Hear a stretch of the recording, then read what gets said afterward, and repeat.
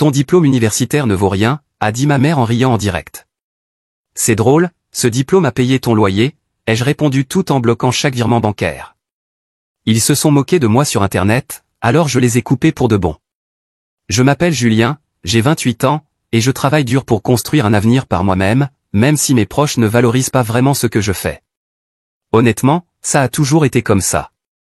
Depuis que je suis enfant, j'ai eu le sentiment de ne jamais vraiment appartenir à ma propre famille. Pas dans le sens dramatique du genre, j'ai peut-être été adopté, mais simplement parce que je ne me suis jamais senti inclus. J'ai grandi dans un foyer où le réalisme était une valeur sacrée. Mes parents, surtout ma mère, pensaient que la vie était linéaire, travailler dur, gagner de l'argent et ne pas perdre de temps avec ce qui ne mène pas directement à un emploi fiable. Mon père paraissait plus détendu, mais au fond, il pensait pareil.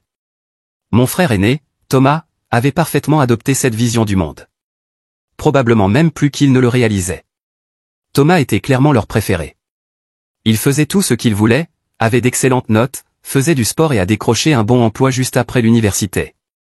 Il avait suivi à la lettre le chemin que mes parents approuvaient, et ils l'admiraient pour ça. Moi, j'étais la déception. Pas parce que je me comportais mal ou que je faisais n'importe quoi. Je n'ai jamais enfreint les règles ni causé de soucis. Mais je ne correspondais pas à leur idée du succès. J'ai choisi d'étudier un domaine qu'ils considéraient comme inutile. Ce n'était ni du théâtre, ni de la philosophie, ni une matière facilement moquée. C'était une discipline sérieuse, avec de l'importance.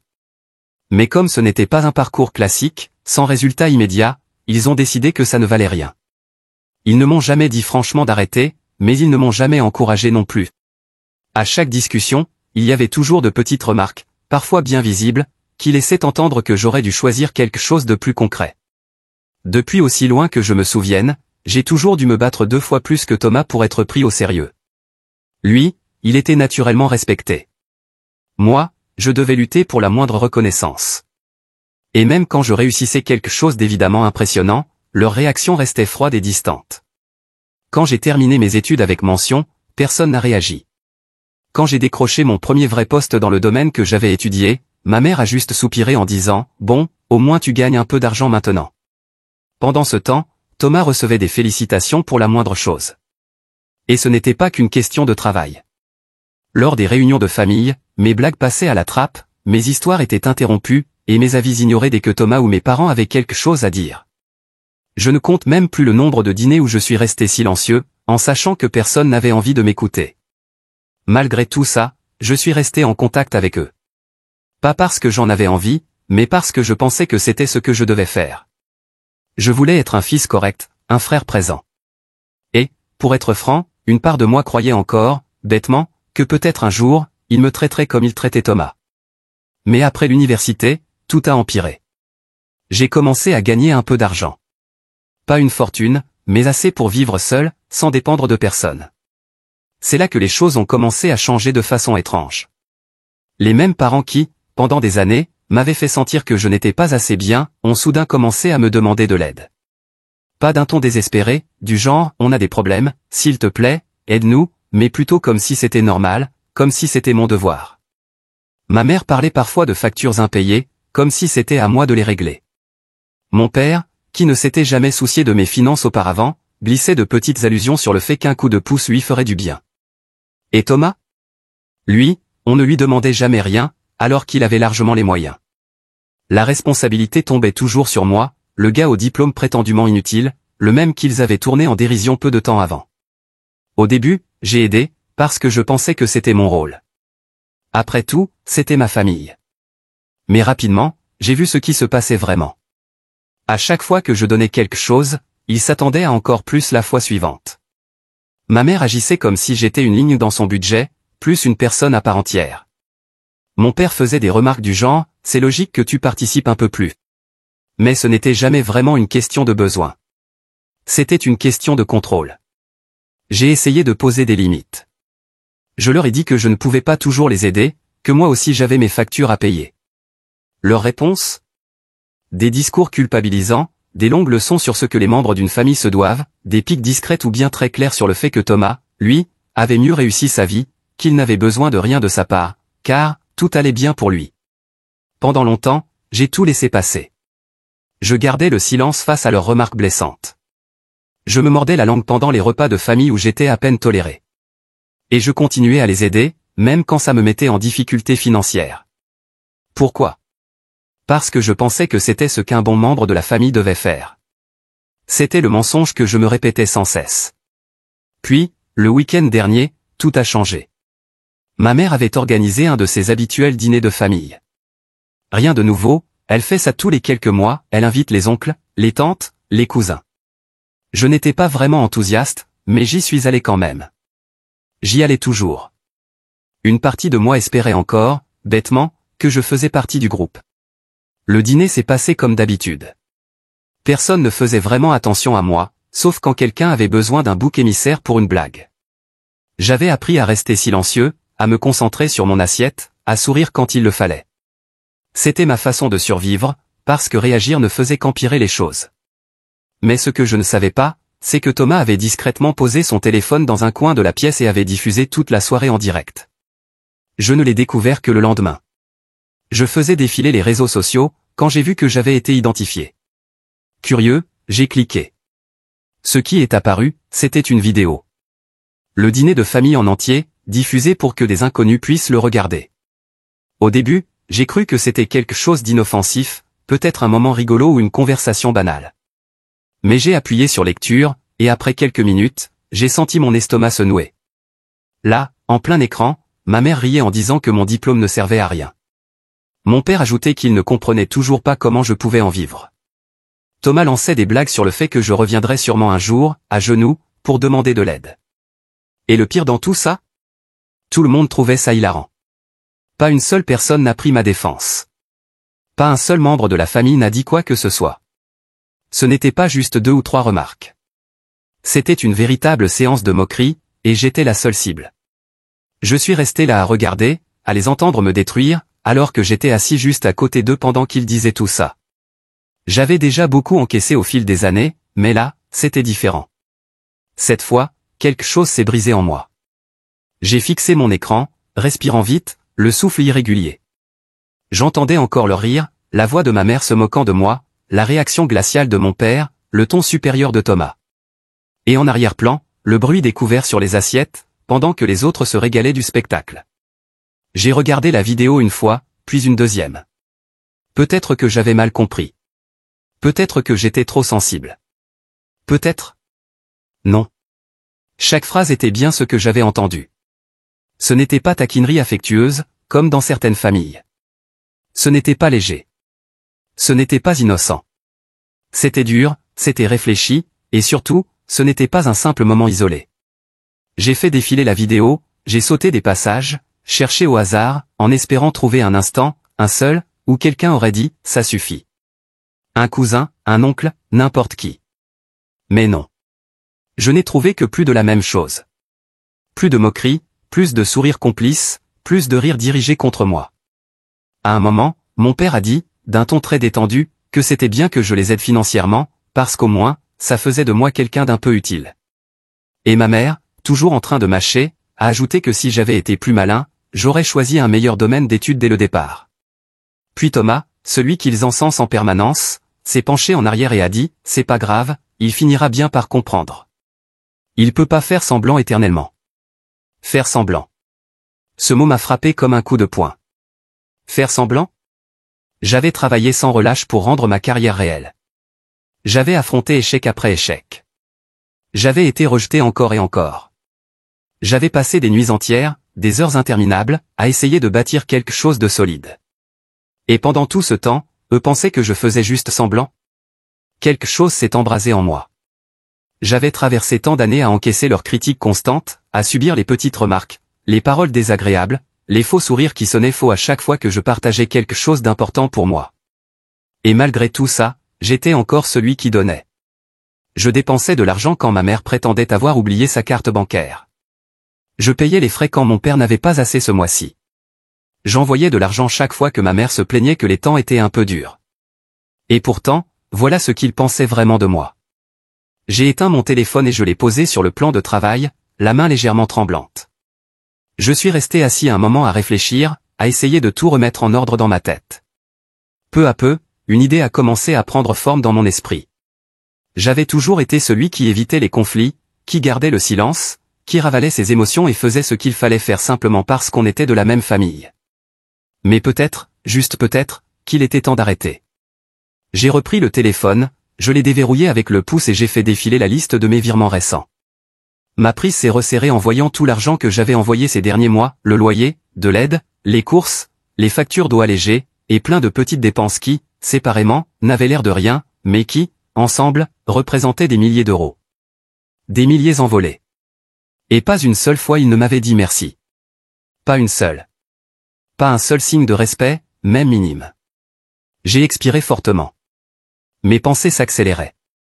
Il pensait que j'allais continuer à faire semblant, continuer à sourire, continuer à leur donner l'argent que j'avais durement gagné, pendant qu'ils se moquaient de moi dès que j'avais le dos tourné.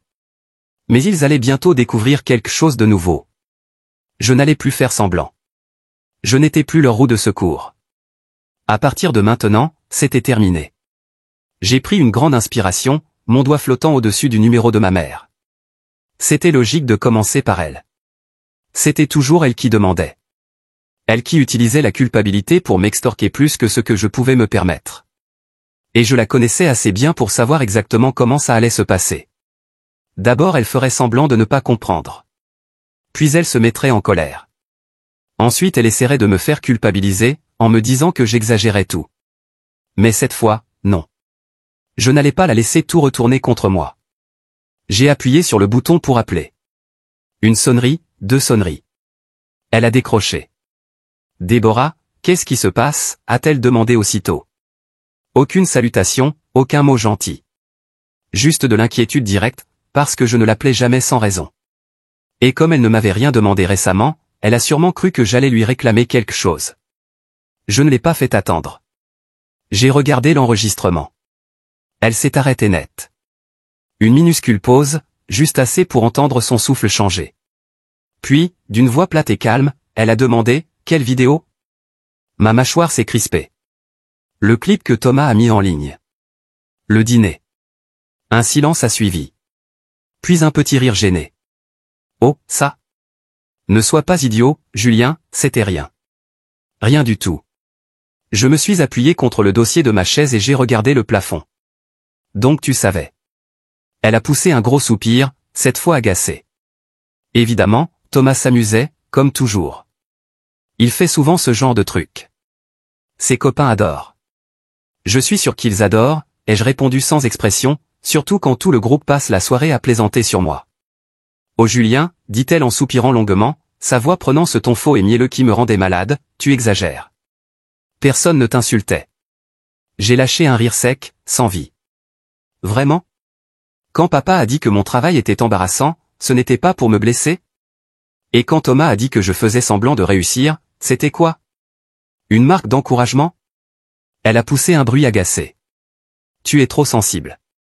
C'était juste un dîner normal. On se taquine entre nous.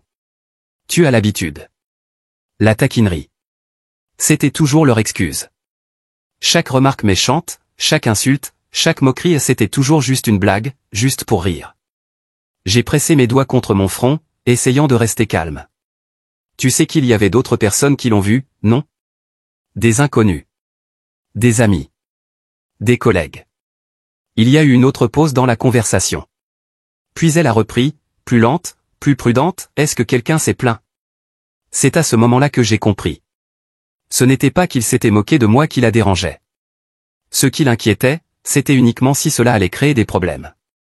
J'ai fermé les yeux et serré plus fort le téléphone. Ce n'est pas la question, maman. Ce qui compte, c'est que mes propres proches ont passé tout un dîner à m'attaquer, et tu les as laissés faire. Elle a éclaté d'un rire sec. Oh, arrête un peu. Tu agis comme si on s'était réunis pour ruiner ta vie. Personne n'a fait d'effort pour ça, Julien. Tu es juste trop susceptible. J'ai expiré lentement par le nez, tentant de rester posé. Je vous ai aidé pendant si longtemps. J'ai payé le loyer, les courses, les factures. Je vous ai donné de l'argent, même quand je n'en avais pas assez pour moi-même. Et voilà ce que je reçois en retour? Oh, s'il te plaît, m'a-t-elle coupé. On est de la même famille. C'est comme ça que ça marche. J'ai attendu une seconde, puis j'ai demandé lentement, et toi, maman? Qu'est-ce que tu as fait pour moi? Elle n'a rien dit. J'ai continué, je suis sérieux. Qu'est-ce que tu as déjà fait pour moi? Parce que moi, je peux faire une liste de tout ce que j'ai fait pour toi. Mais je n'arrive pas à penser à une seule chose que toi, tu aurais faite pour moi.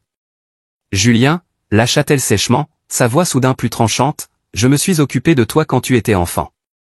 J'ai éclaté d'un rire amer et j'ai secoué la tête. C'est ce qu'une mère est censée faire.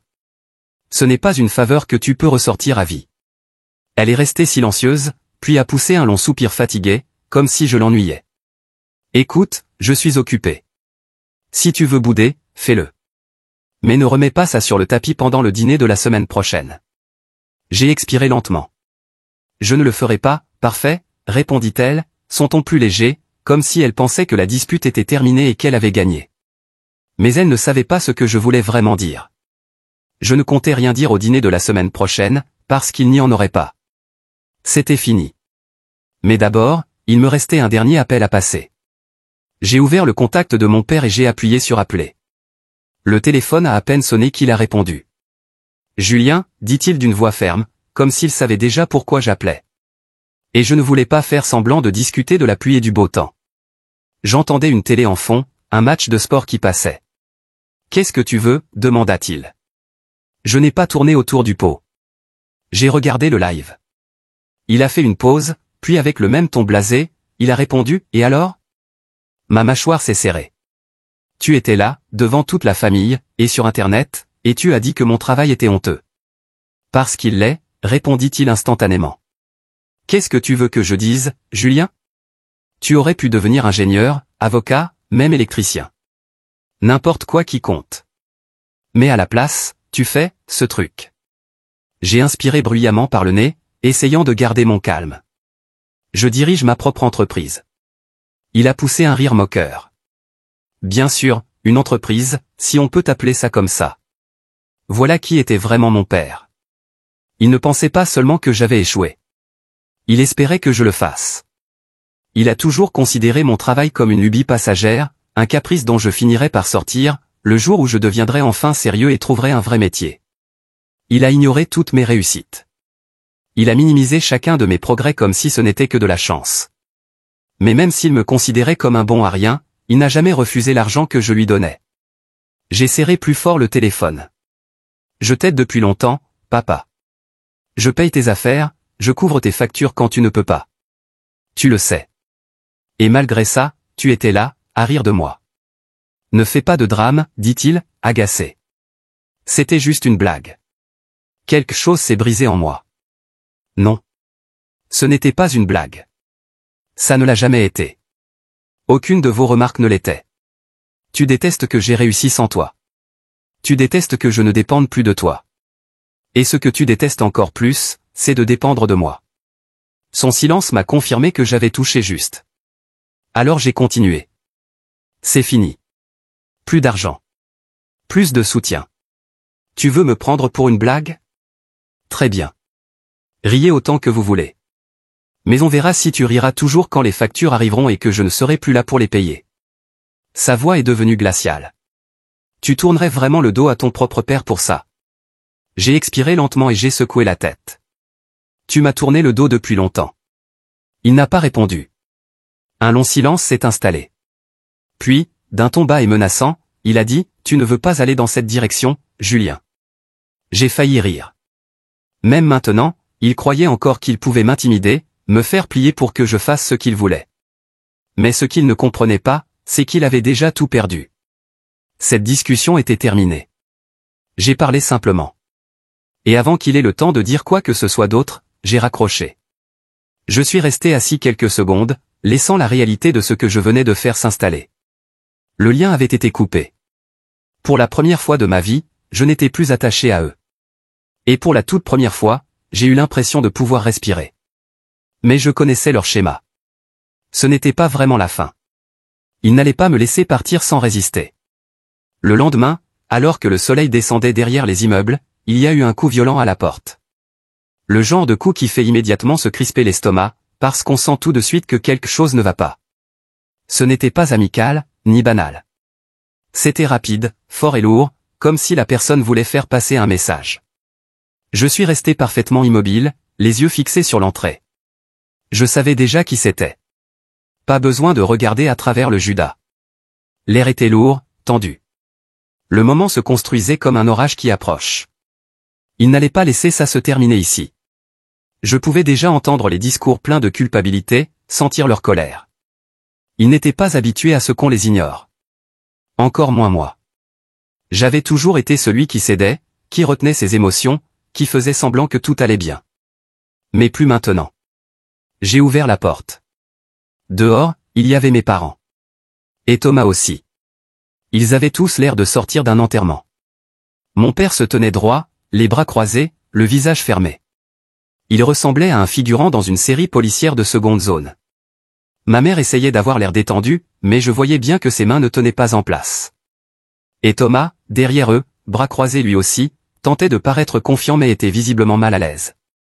« Julien », commença mon père d'un ton faussement calme, « est-ce qu'on peut discuter ?» Je n'ai même pas essayé de cacher mon agacement. « Pourquoi vous êtes là ?» Ma mère a avancé d'un pas, son visage un peu plus doux. « On est venu pour parler, pour arranger les choses, dit-elle. » Ça a pris des proportions folles. J'ai haussé un sourcil. « Ah oui ? Maintenant vous voulez parler ? Après cet enregistrement ? Après des années à faire semblant de ne pas dépendre de moi, comme si je n'étais qu'un nom sur la liste ? Ce n'était pas notre intention, répondit-elle en levant légèrement la main, sa voix douce et pleine d'un faux souci. On plaisantait, mon cœur. Tu dramatises. Tu prends tout trop à cœur. Je serrai le poing à côté de moi. Trop émotionnel ? Non. J'en ai assez. J'ai passé des années à payer vos dépenses, à faire en sorte que vous viviez confortablement. Et malgré ça, vous m'insultez, vous vous moquez de mon travail, vous riez de mes choix.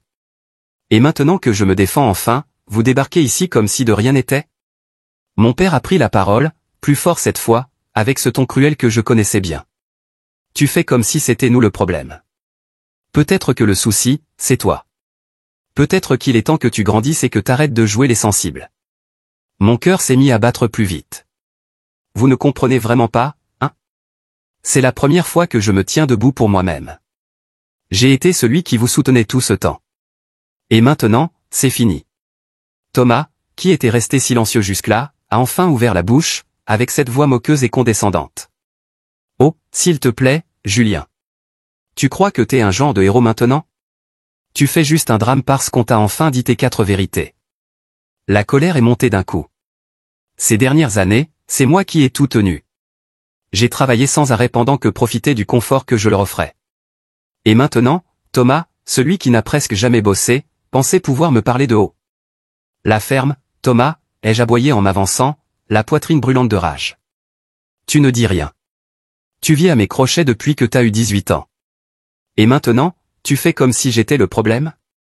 Vous êtes juste furieux parce que je ne vous laisse plus me traiter comme un distributeur de billets. Le visage de mon père s'est durci. Le calme fin avait disparu, laissant place à sa vraie colère. Tu vas trop loin, Julien. Tu crois vraiment que tu peux nous laisser derrière comme ça ? Tu vas le regretter. On t'a toujours soutenu, et maintenant tu nous rejettes ? J'ai reculé d'un pas, ma voix s'élevant. Vous ne m'avez jamais soutenu. Vous n'avez fait que prendre. C'est tout. Vous ne m'avez jamais aidé. Pas une seule fois. Tout ce que j'ai accompli, je l'ai fait seul.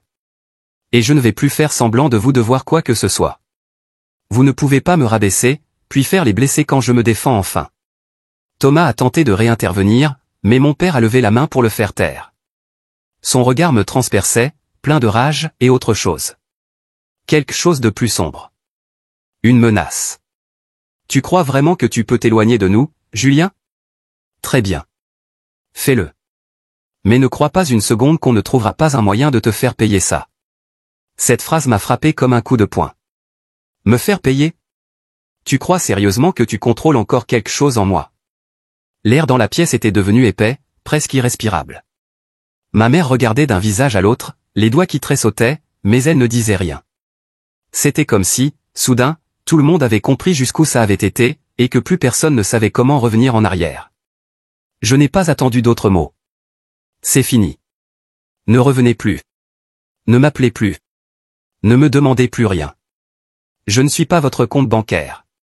Je ne suis plus votre cible émotionnelle. restez loin de moi. Ils sont restés figés. Tout semblait figé. Le seul bruit dans la pièce, c'était le bourdonnement du réfrigérateur. Puis, après quelques secondes, mon père a lentement secoué la tête. Tu regretteras ce choix, Julien. Mais moi, je ne ressentais plus rien. Adieu, ai-je dit en refermant la porte sur leur visage. Dès que la porte s'est refermée derrière moi, le silence à l'intérieur est devenu immense. C'était comme si un poids venait de tomber de ma poitrine. Pour la première fois depuis si longtemps, je respirais. Libéré de leur contrôle, de leurs exigences, de leurs manipulations. Pour une fois, j'avais le sentiment d'avoir le contrôle sur ma vie. Après cette nuit-là, aucun d'eux ne m'a recontacté. J'ai bloqué tous leurs numéros, supprimé chaque email, et j'ai informé certains contacts communs que je ne voulais plus jamais avoir affaire à eux. Mais au fond de moi, je sais qu'ils sont encore là, quelque part, en train de comploter, attendant que je craque et que je revienne. Peut-être qu'ils reviendront frapper à ma porte. Peut-être que non. En attendant, je travaille plus dur que jamais. Mon entreprise commence enfin à prospérer. Sans le stress et les drames, je n'ai plus de remords quand je consulte mes économies ou que je pense à ce que j'ai accompli. Mais de temps en temps, je me pose la question, est-ce que j'ai fait le bon choix? Ai-je été trop dur, trop fermé? J'ai trouvé la paix avec cette décision. Mais j'aimerais avoir votre avis. Ai-je eu tort de couper complètement les ponts? Est-ce que j'aurais dû leur laisser une autre chance? Et vous, qu'est-ce que vous auriez fait à ma place? Partagez votre réponse dans les commentaires.